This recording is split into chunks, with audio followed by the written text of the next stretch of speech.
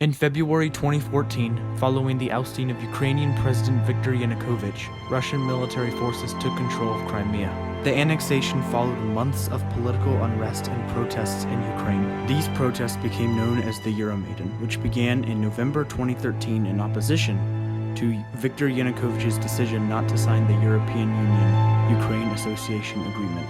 In the aftermath of Yanukovych's removal, Russian forces moved into Crimea, taking control of government buildings and military bases.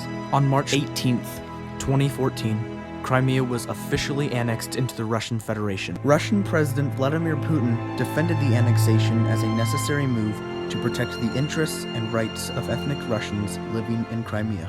Ukraine, however, condemned the annexation as a violation of international law and an illegal seizure of its territory.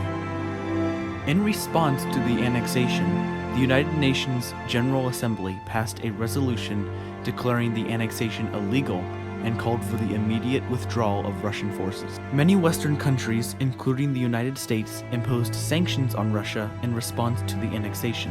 Despite all this, Russia has maintained its control over Crimea. Crimea has a long and complicated history, having been part of the Russian Empire and the Soviet Union. During the Soviet Union, Crimea was part of the Russian SFSR until 1954, when it was transferred to the Ukrainian SSR during the rule of Nikita Khrushchev.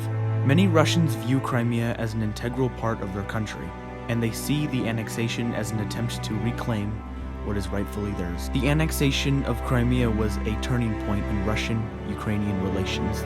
Tensions rose between the two countries and escalated in the years that followed, culminating in 2022 when Russia launched a full-scale invasion of Ukraine.